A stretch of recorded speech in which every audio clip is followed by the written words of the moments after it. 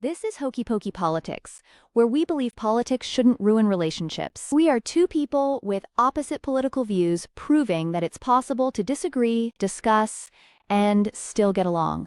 Welcome to the program. You know what we're talking about today? I have no idea. I don't either. We're just going to shoot the shit. Okay. Shoot it. Yeah, I have nothing. Yeah. Should be interesting then. I mean, things are great. moving along swimmingly. Things are just great. Love it. Anyways, welcome to episode 9, Hokey Pokey Politics Podcast, the HPPP. And away we go. And away we go. Adam Bogus here. And his co-host. And his co-host. Wait, I'm your co-host. I'm not the co-host? I figured it'd be you and I'm the co-host. We're both co-hosts. Oh, okay. That's so how one isn't above the other.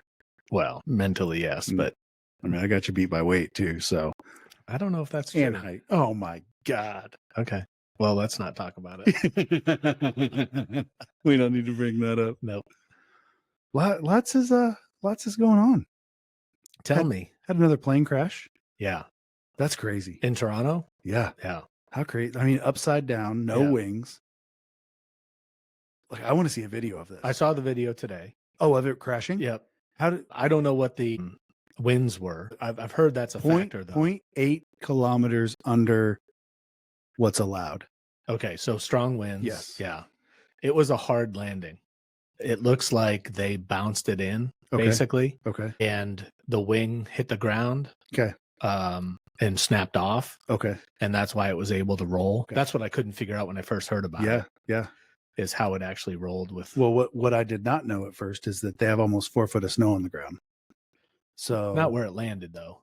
No, but where they thought the wing could have hit the snow pile because it didn't have as far to go down. Oh, maybe. I guess I didn't Yeah. pay enough attention to that. Yeah. It wasn't clear enough, but yeah. That was pretty bad. Dude. I mean, they felt that landing. That's for sure. Like they felt it hit the ground. That hit really hard. Yeah. So the only major injury was the little infant. There was an arm hold. They had one person that was not buckled in, and that was the one that got airlifted. So it was an infant that the parents were trying to hold. But survived. I mean, last I knew, as of last night, everybody had survived. Okay, good. But 80 people. I mean, that's. But can you imagine being that parent? No. Like, and the thing is, like, if they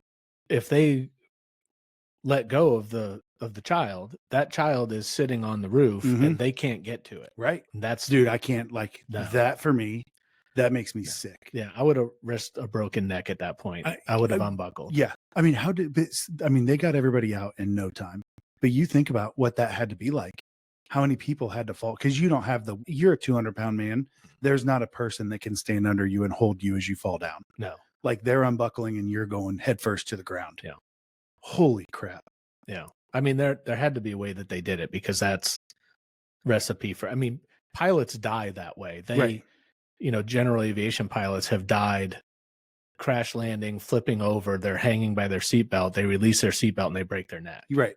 So there had to be something that they did to get those people out safely. But yeah, that's scary. One guy today said they were just hanging there like bats. I believe it. Dude. Yeah. And I don't know for how long. Right. But I mean, this is the same scenario, not the same, obviously, that was it wasn't meant to be mean, but similar scenario to Washington, DC, where you've made the flight.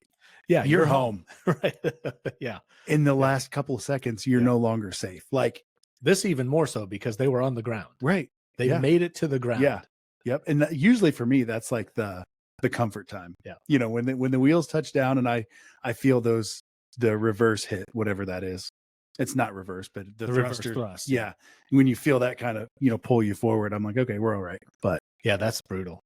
And it happens so fast. When you see the video, it happens so fast. I remember I was taking a flight. It was a short flight from St. Louis to Kansas City. And St. Louis to Omaha. And the guy sits down beside me and had a white button-up shirt on, nice collared shirt, but that was it. And he wasn't wearing any pants. No, I think he might have had pants on. Okay. He's sitting next to me, and I've never seen somebody white knuckle the chair so hard in my life. And I look at him and I'm like, "You all right, buddy?" He's like, I don't like not being in control.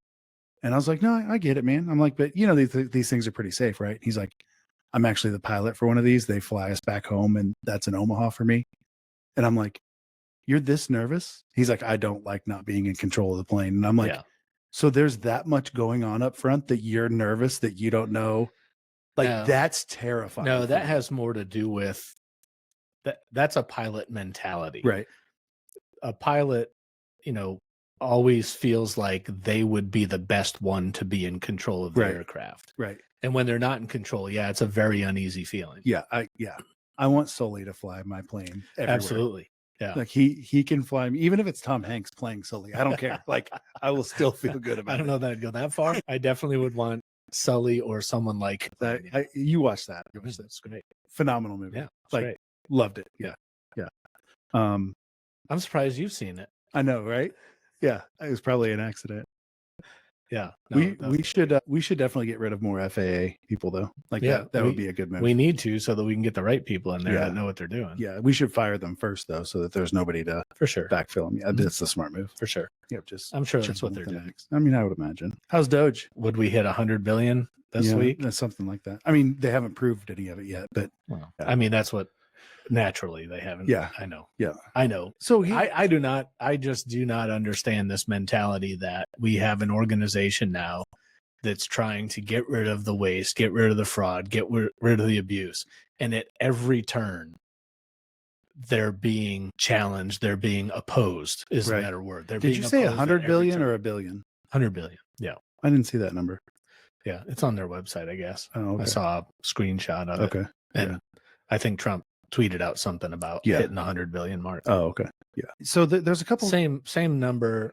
It's the same number as downloads we have of this podcast. Billion. 100 billion. I mean, so do we start getting royalties or? No. If we ever monetize, we lose everybody. Right. Okay. Fair. Yeah. Yeah. And then we don't want to do that because then we're not being real. Right. This is real. We're sellouts. We're sellouts. Yeah. Let me be a sellout. I will sell out now. Well, then you're just, what is it? You're not taking advantage of people. I mean, you are, but I'm just greedy. Well, no. There's a word I saw today. Doesn't matter. Okay. I'm too old to think anymore. So there was an interesting argument that came up today that some of the cuts that have been made through Doge were actually congressional bills. And they don't have the authority to not follow through with those contracts. I've seen that. Yeah. Yeah. I hadn't seen that yet. Like, have you seen the video that's come out recently where Obama was kind of doing a little bit of the same thing? He was trying to find waste and cut it. And somebody asked him about, hey, if Congress okayed this, how, surely you can't cut it. And he was like, no, I have the authority to do that. I have the authority to find waste and get rid of it. Snip it. So, I mean, paraphrasing enormously, but I mean, I don't have fair. I mean, Clinton did the same thing. Right. The difference with Clinton though, is he had a little budget surplus there in 2000. No, he didn't, but I mean, he did. He didn't. I mean, he claimed it on budget paper, surplus, not. I mean, he claimed it on paper, surplus. but it wasn't actually that. So then what we should do? That money came from somewhere. I don't remember the details. Okay. I think it was Social Security. So do we feel confident that Trump is going to be upfront and honest about debt numbers in the future? I mean, until he's not, I don't see any reason to doubt it. Oh, okay. I mean, because he does tell the truth a lot. Yeah. There has been some red flags thrown up that some of the stuff he's doing right now would dismantle the checks and balances of the debt to where he could come out and say, hey, by the way, we've paid off $2 trillion in debt, and not have any way to disprove it because he's getting rid of the departments that control it. I mean, yeah, speculation, theory, deep state nonsense. I mean, I have no idea. Yeah. And neither do you. No. Like I said, there's just opposition at every turn. And you have to ask yourself why. Why are people so against auditing the government? I mean, I don't know that we had people for this. And I think in my mind, they either weren't given the proper authority or something happened. And like I was seeing something that maybe it was Bangladesh or something got $47 million to help with their elections. And people on the right are like, why in the world are we giving Bangladesh money for an election?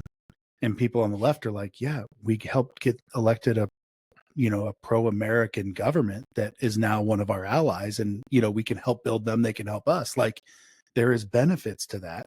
But what is the number that makes that worthwhile? Is it 47 million? Because that's a lot of freaking dough. You know what I mean? Like, and I don't know the answer. Wouldn't that be considered election interference? I don't know. I mean, if you're sending money into another country to influence their election, right? Wouldn't that be election interference? If Russia sent $47 million to Trump, they do every to year. Get him elected, yeah. wouldn't the left be calling that election interference? I mean, that's what they tried doing, and they got blocked every step that they could. I mean, that doesn't answer the question. Wouldn't that be considered election interference? Is the 47 million that they got, is that to help with their election process, or is that to push a candidate? I don't know. Parameters around it. I mean, in our election system, anybody who wants to give money can give money. And it's ridiculous because that's where black money or dark money comes from, not black money. Wow, I can't believe you said that. Jesus. That's where the dark money in politics comes from. Wow. I can go, you can start a super PAC. Canceled. Whatever. I can start a super PAC today. Adam and Todd, hokey pokey super PAC. Yep. Where you give us money and we'll give it out to politicians. I don't have to disclose where after we take a healthy salary. Oh no. No, we will. No, we take whatever's left. No, which is even better. No, we take a healthy salary and then we take whatever's left. Oh, so you get both. Yeah. You get the salary, we give out a little bit, and then we're like, you know what? We're going to keep the rest. And then I'm going to run for political office. I just read today, somebody was explaining how these politicians with $400,000 salaries, we've talked about this, end up worth $40 million. And they were saying, here's how you do it. You start a not-for-profit or a super PAC. Yeah. And then, that super PAC gets grants, federal money, state money probably too.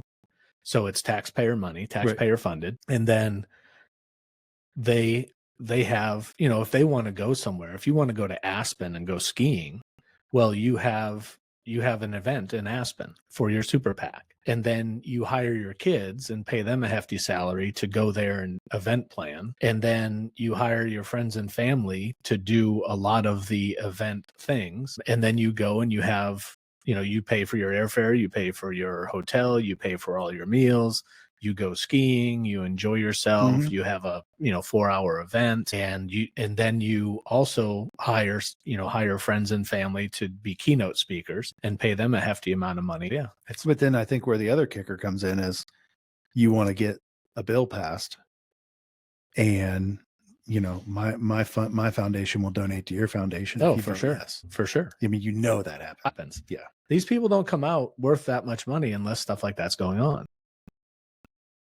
It would be impossible. But then you have to ask them to fix it themselves. Right. And why are they going to do that? Right. Why is anybody going to step up and say, you know what? We need this. Well, isn't that the problem with some of this opposition though to Doge is, people don't want to lose their golden calf. Oh, I'm sure that's some of it, no doubt. Yeah. But I still there's a better way to do it. And I think time will tell. And I could be completely eating crow right now. And if I am, a year from now, I'll be eating crow. But my guess is the amount that they're finding, even 100 billion, is pennies for how far off we are. Well, it is, but you have to start somewhere. You do, but and at least they're starting. Nobody else has even started. And you say there's a better way to do it. Okay, what is it? And when is that going to happen? Right.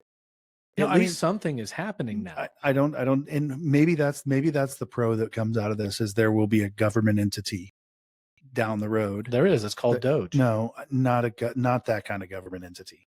I mean, one that is congressionally sound, and you're not using somebody like Elon to run it. You're doing something that. What's the opposition to Elon running it? Why does anybody trust him? I don't trust him. And you have no reason not to. I have every reason don't trust him. Well, why would you trust a man that started AI, started all of these companies? Well, let me back up. He didn't start hardly any of the companies. He bought them when they were, already started. He bought everything after it's already been started. So we're going to remove all the credit because he bought these after they were already done. He was smart enough to buy them and improve them.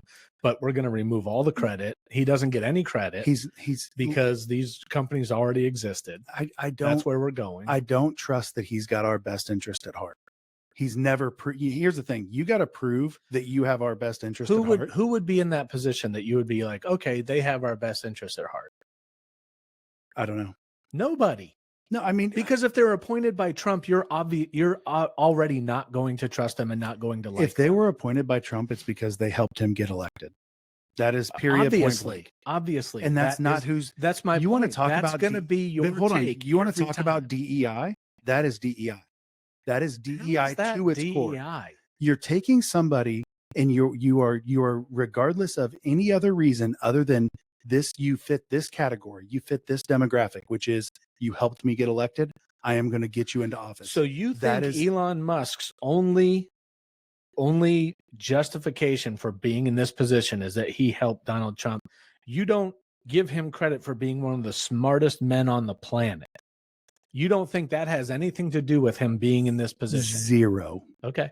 Zero. It has to do with him and giving. Here we go. It's him giving $85 million to Trump's campaign. And that's why prior to that, that's why nobody could be in that position and you'd be happy about it. Trump hated electric vehicles before Elon came along. I think he still hates electric vehicles. He flipped that on its head. He's still making comments about electric vehicles. I don't think that changed his mind. Okay. Yeah. I mean, yeah. Okay. I mean, whatever. He's in that position because he's one of the smartest, hardworking men on the planet. And he's already finding massive amounts of fraud. It's been 2-3 weeks. There's already $100 billion that we're saving. It's only going to go up from there. But you think this is a DEI hire? I do. 100%. That's unbelievable. 100%. There's zero evidence that that's the case. Yeah. Okay, then I could say the same thing about every other DEI hire out there. Unless you get on their application and they check on there, I'm hiring you because of DEI initiatives. Except when Biden did it, he literally came out and said, "This is the reason I'm hiring this person." He said, "I want a woman in the presidency. I would love an African-American woman in the White House." That's what he said. Yeah. He found somebody that had the qualifications in his mind. Right. He found a woman and he found an African-American. Okay. What's the problem with that? Those were the qualifications. A woman and an African-American. Those were the only two qualifications he cared about. So you're telling me that if he had picked her for any other reason, that it would be malicious? Or this is the reason it's malicious? He picked her for malicious reasons because he felt bad for her or whatever. I don't understand the draw here. Do you think she was the best candidate that he could have chosen to be vice president? I think she was a good candidate. That's not what I asked you. I don't know who the best is because I don't know who. I've never talked to these people behind closed doors. You've seen her talk. I have. Do you think she was the best candidate? I've also seen Trump talk. I'm not talking about Trump. Do you think she was the best candidate for vice president? I think she was a good candidate. That's not what I asked. And you. I don't So know. You don't even want to say it. No, because I don't know. Not the best candidate, then she was a DEI hire. And he specifically said, "I want a woman and I want an African American." Here's the thing. That's what he got. The best candidate is probably Pete Buttigieg, but he would never make it because he's a gay man. That's the truth. Because there's too many bigots in this country that aren't going to vote for a guy because he likes another guy. Wait a minute. That's the problem. So your claim is that if he had selected Pete Buttigieg, however you say his name, that the left wouldn't have voted for him? The left would have voted for him hands over fist. Isn't that all you need? No. Oh, absolutely. 100% not. Yeah. And that is why Trump got elected, is because it doesn't take just Democrats or Republicans. You have to get the independents. You have to. But your claim is that people were willing to vote with him and her, but they wouldn't have been willing to vote for him and Pete Buttigieg. Correct. I hate that last name. It's so hard to say. It is. The guy's a combat veteran. That's fine. Extremely well-spoken. Right. I think that's nonsense, but whatever. He wasn't going to pick Pete anyway because he wanted a woman. And you just proved my point. You're saying Pete Buttigieg was the best candidate. Do you think? And he chose Kamala because she's a woman and she's African American. Okay, that's a DEI hire. No, it doesn't have to. That doesn't mean what I think you think it means. That's literally the definition. So if I go to the post office tomorrow and I go apply for a job and they hire me because I'm a veteran, am I a DEI hire? Are you the best candidate for that position? I don't know. If you're the best candidate, then that's not a DEI hire. But if you're not, and they choose you because you're a veteran over somebody else who's more qualified and a better candidate, yes. How do you look at something like a post office job and say, oh, you're more qualified than this person? I'm sure they have interviews, testing, previous experience, educational qualifications. I'm sure they have all of that. Okay. That's how you decide. Okay. I'm curious about this because a government job picks veterans first. Like that's you get extra points for being a veteran. Yes. But that is a DEI initiative. If we're going to use the definition, that's the definition. No, that absolutely is. Yeah. Anytime you place a qualification on something that has nothing to do with your qualifications for the job itself, then you are putting in place a DEI initiative. Wow. How are you not? How is that not the case? I think it's crazy to think that there are people out there who think that every single job needs to be filled by the best candidate that we could ever find. Why would you think otherwise? Why would you not want to hire the best possible candidate for the job every time? Because it's subjective. That's why. It's all of this is subjective. No, not all of it. So here's the thing. Absolutely not all of it. When I got hired on at the factory 100 years ago, they set 12 people in a room, all people that were in the interviewing process, and they set us down and they said, here's the issue we've got. We've got a machine that's not functioning properly. It's doing this, it's doing this, it's doing this. We want you guys to come up with an answer. So you get two guys right off the bat that instantly step up. All right, here's what we're going to do. You figure this part of it out. Let's figure out this. And then they instantly take control. All right. I mean, these guys, they're the best for the job. I mean, these guys are taking control. They're taking initiative. They're good to go. That wasn't me. Okay. They're not the best person. Hold on. You've told this story. Okay. They're not the best person for the job because that's not who they're looking for that position. They're looking for someone. Yes, and they're looking for the best candidate, and the best candidate is not the one that takes charge. That would be a different position. No, but that's what I'm saying. Like you're looking at it. I think, and maybe not you, but I think a lot of the right is using the DEI as a way to say that women and African Americans or Latinos don't deserve jobs because there are white people that can do them better. That's utter nonsense. I'm telling you, that's what it looks like. That's utter nonsense. Show me where it looks like. Who has Trump appointed to work who has he appointed? Kash Patel, not a white man. Okay. Pam Bondi, not a white man. Okay. I mean, both scratched his back. Both have that is not my point. And okay. and that if that's true, oh well. You think they're the best? You think Kash Patel's the best person out of 300 million people in this country to run that? I have no idea. You think Tulsi Gabbard is the best person in the entire country? Somebody who has clearly been poked by Putin.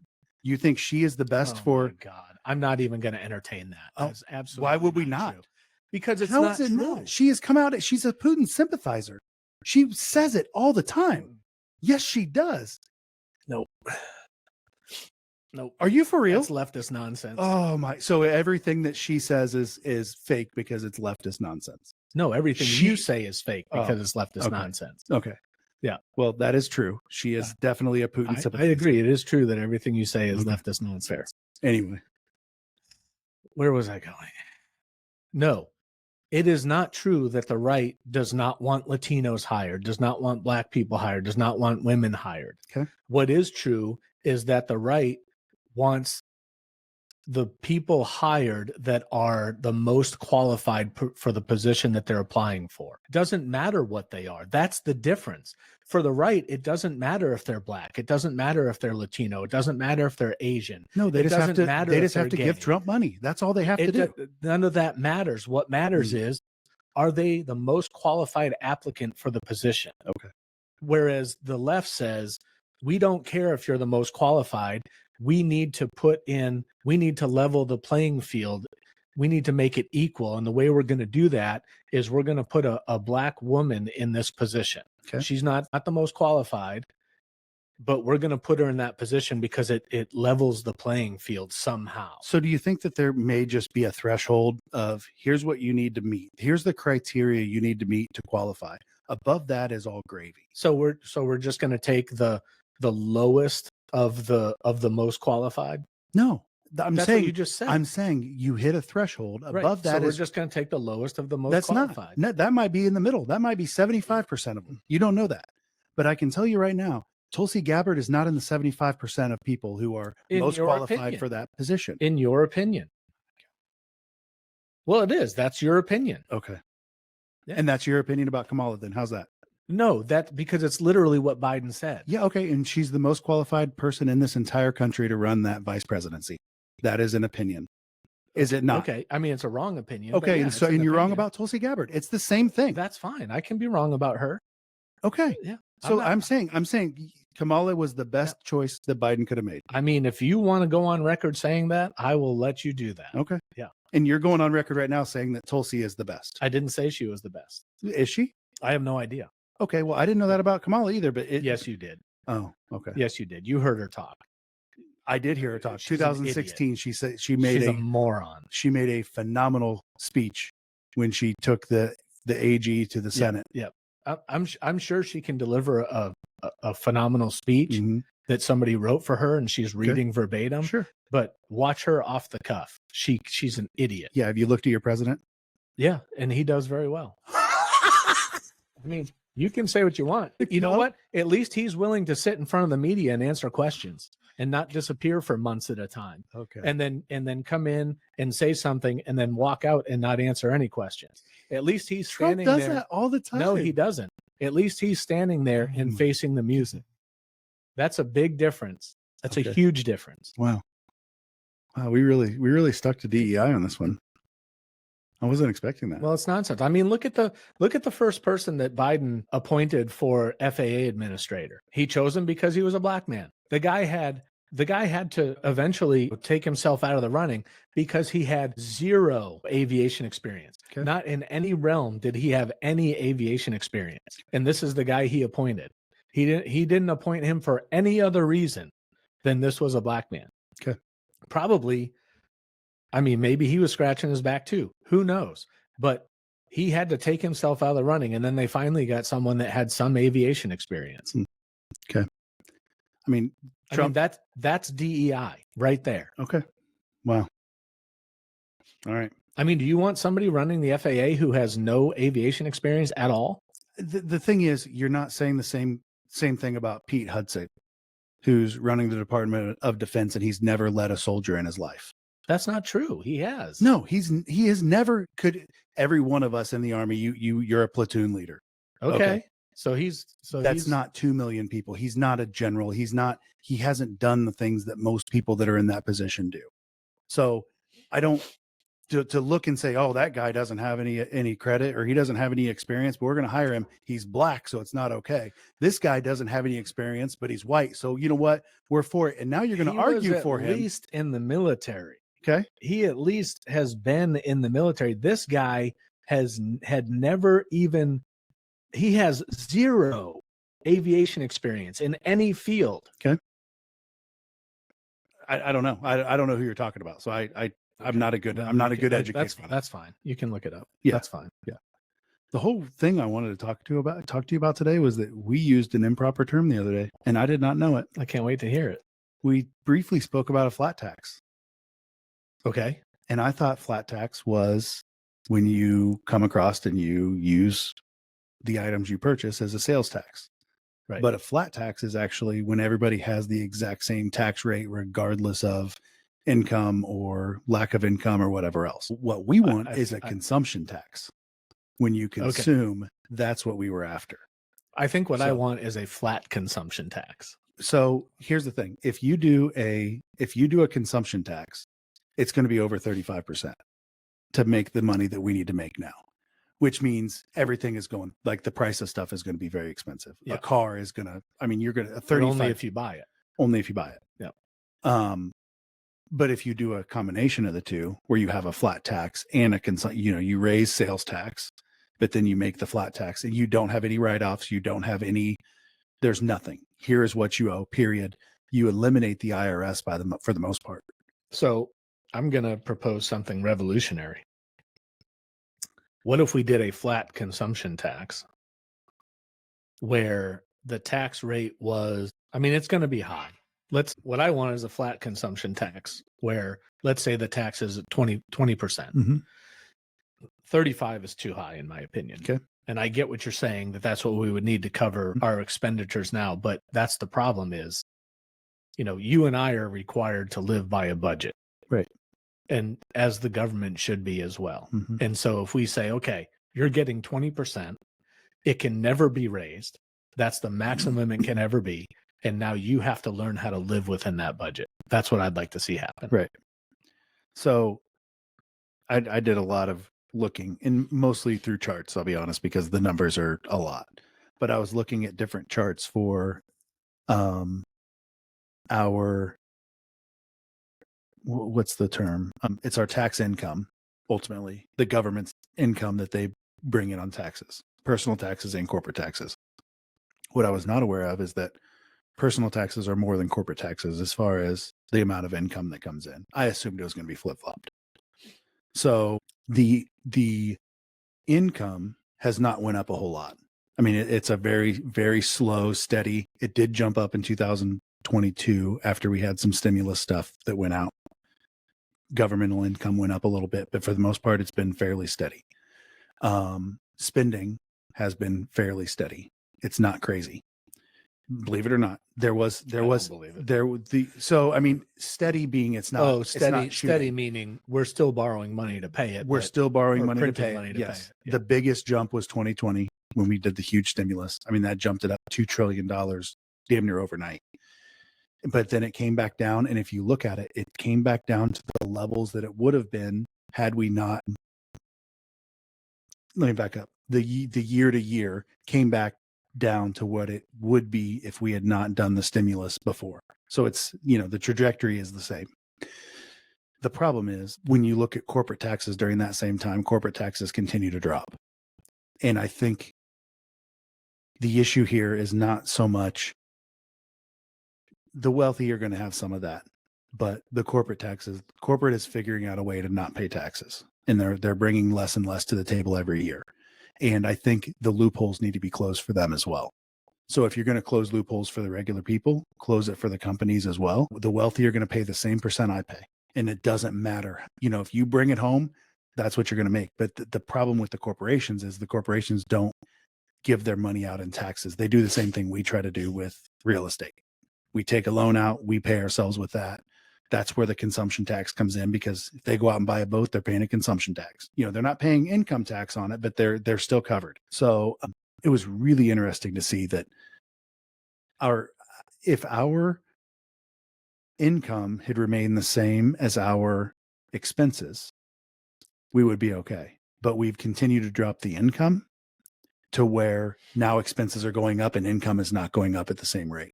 So you've either got to cut the expenses way back. And when I say way back, I mean like way back. Yes, please do that. But I get it. And I don't disagree, but a huge chunk of that is military spending. Huge chunk of it. And the reason we're on top is because we spend that money. So, I mean, like there is some stuff that I don't want to say is a non-negotiable. The problem is they're still paying $600 for a toilet seat. Right. In some places, they're still, I mean, like they're still, I mean, I remember seeing a thing out there that it was like $8,000 for a hammer. Yeah. Like, I mean, that still happens. Like, so, I mean, there are spending cuts that can be made. Well, the point is that it's not $8,000 for a hammer. It's God, no, it was $50 for a hammer. Whatever. And then the rest but of it. But I think the only way to fix it is you got to do both. You've got to cut the spending, but you've also got to raise the income, and you've got to get them to a level that I don't think so. We have the highest, I believe we have the highest tax revenue in the world. And the highest debt too. Yeah. Right. And the highest debt too. We need to just cut expenses to where we can actually live within our means. And I think that's possible. I mean, there's a massive amount of fraud or not fraud, but waste. Yeah. Possible fraud, but waste, even in the military. Right. I mean, I remember, my dad was in the military back in the 70s, and they had a fleet of trucks that never moved. Right. But once a month, he had to go out and change the oil. Right. That's incredibly wasteful. Right. They never started. They never moved. Once a month, go change the oil. Why are we doing that? Right. I mean, it's for, it's sold under this readiness idea. Yep. But if they're not moving, if they're not driving, that oil's not getting contaminated. It's not going bad. Right. So, yeah, that's just one small, tiny, but it's everywhere. Right. Yeah, I don't know. I mean, the problem is, like I said the other day, Congress is asking for $4 trillion more spending over the next. Ultimately, it comes out to 400 days, 480 days or something is what that spending will take us. We're down to 118 days per trillion. That's how long it takes us to rack up $1 trillion in deficit. Is 118 days. It's insane. And so, I mean, $1 trillion is 1,000 billion. I mean, we're already beyond. No, I mean, at this point, we can recover. You're $600 billion in interest right now. Yeah. Like, this country's becoming Oak Creek. Yeah, no joke. So I was listening to the guy Peter Zion, who I'm sure you probably aren't a big fan of. I don't even know who it is. Okay. Is that the guy you send to me? Okay. Yep. I've listened to him. I mean, the thing is, he definitely leans more left, but I mean, I don't have a problem with him. He doesn't drink the Kool-Aid of the left by any means. He does, but that's okay. His big concern is that the reason the U.S. is going to implode on itself is because the baby boomers are starting to die off at this point, and we're not having babies at the rate to sustain our spending. Yeah, no, that's a big problem. We're not repopulating. Well, Elon Musk is repopulating. Well, yeah. How's that work? What, 13, 14 kids with 4 women? Yeah. I never said he was moral. Oh, okay. Yeah. We should prop him up though on a pedestal. I've never said that either. Anyways, but just because you have 13 kids by 4 women doesn't mean that you aren't an incredibly smart person and can't find fraud, waste, and abuse in the government. I think Elon is an extremely smart person, and I think that's why when he talks like people think that he's talking slow because he's not smart. I think it's the exact opposite. I think he's coming up with words. You don't get to where he's at if you're not smart. I agree. I mean, where he's at. I mean, have you seen how much money he makes from the government? His government contracts with all the businesses, not just right. But did you see how much money he made before he ever started getting money from the government? I mean, he made a company that, he made software that allowed companies to print their newspaper digitally online. And I think he sold it for, it was either 100 million or 400 million. I mean, he did that in his early days. Right. The guy's not an idiot. No, I don't think he's an idiot by any means. I don't trust him, but that's just because I don't. But you don't trust him just because he's doing this for Trump. If Biden had pulled him in to do exactly this, you would be like, "Oh, Elon, greatest thing ever." No, this is phenomenal. I think anybody with that much money doesn't need more money. No, so then why is he taking government contracts? Why is he taking? I mean, it's like why 8 or 10 million. Take government contracts. It's like $8 or $10 million per day. Why wouldn't you take government contracts? He's launching stuff into space for the government. He's not supposed to take a contract to do that. I mean, is that what we need to be focusing on?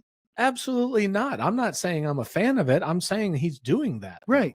So he's getting that through though. Like I'm saying, he's the one doing it. He's taking the money on that. Okay. The government wants him to do it. Okay. So if the government wants it, doesn't make it okay. It doesn't make it right. We just said that somebody in the government wants to give $46 million but you're acting like somehow that's his fault. It's his fault when he is turning around and looking. Should he be doing it for free? No, what I'm saying is he's looking at Bangladesh and saying, you guys don't deserve that money because I don't think that is going to a rightful cause. They don't deserve that money. Okay. And I'm saying he's doing the same. The guy who is getting millions and millions of dollars per day from the government is the one turning around saying, you don't deserve that. You don't deserve that. And I'm like, okay, what do you deserve? How do I know that you're not wasting money? So we can't look at his finances. So do you think he should do you think it's a conflict of interest? 100%. Okay. Then make that case. But I mean, then then make that case and so do you remember how say hard he needs to stop doing do that. you remember Hillary's emails? Clearly you remember Hillary's emails.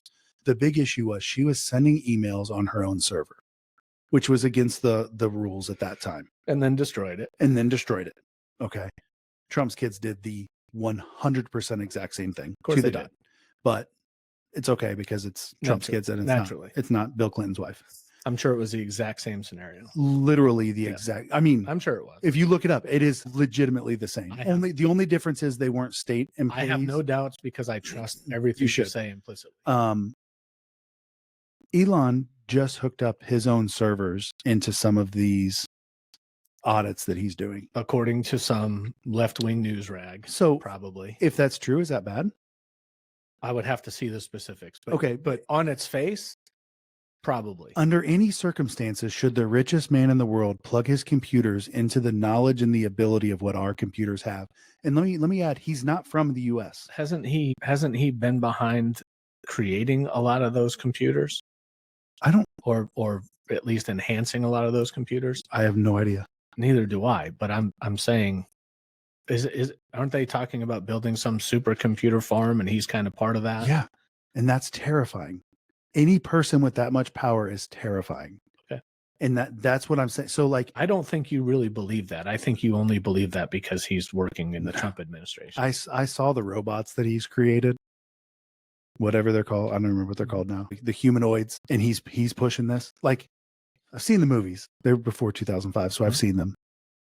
Like, that stuff's terrifying. Yeah. Like, I would rather him not be doing this. I would rather him not. And the thing is, the fact that any one person could look me across this room in the face and say, maybe it would be okay if he hooked his servers up. Under no circumstances would that be okay. And I don't care who it is.